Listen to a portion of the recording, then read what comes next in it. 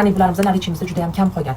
Mana ikkita yonida temiri bor, ya'ni egilib o'tiradigan farzandinglar uchun, egilib yozadigan farzandinglar uchun, egilib yuradigan ayollarimiz, erkaklarimiz bo'lsa, bemalol bu korsetni tavsiya qila olaman. Bu korsetimizda bugungi kunda eng yaxshi natijani beryapti va yelkalarni shunaqangi zo'r ko'tarib beradi.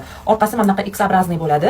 Bemalol hozir taqib beraman buni ham, ko'rishinglar mumkin. O'g'il bola, qiz bola farqi yo'q, taqib yuradi. Kiyimni ichidan taqqanda yelkani ko'tarib beradi. Bir kunda 8, 10, 12 soatlab bemalol taqib yursa bo'ladi va qo'ltig'inglarni tegini ham og'ritib yormaydi, podmishkalar mamutni ham og'ritib yormaydi. Bu korsetimizning bitta yaxshi tomoni orqasi lipuchkali deb, bu lipuchkani siz ochib, bemalol bo'yingizga to'g'rilab qilsangiz ham bo'ladi. Katta bo'lsa katta, kichikroq bo'lsa kichikroq. Mana men hozir o'zimga to'g'rilayman, chunki o'rtarog'ida-da bu. Hozir bu L razmerida, shu L razmerini sal o'zimga to'g'rilab, mana sizlar uchun kiyib ko'rsatib beraman va kiyilish usullari ham juda ham oddiy. Qo'lingizni tiqasiz, bu yonidan ham tiqib turib, oldingizga shunday lipuchkani yopishtirib olasiz. Taqqaningizda ham mana o'sha risk yelkangizga ko'tarib boradi-da. Bu ko'tarilgandan keyin avtomatik ravishda egilib yura olmaysiz. Sababi orqasida mana bu yerda temirlar joylashgan. Orqa tomondan ham bitta e'tibor bilan ko'rishinglarni iltimos qilardim. Risk yelga ko'tarilib, ikkita kuragim chiqdi, ikkita kuragim kirdi. Har doimgidek sizlarga ham tavsiya qilaman. Bularmizdan наличиеda juda ham kam qoldi.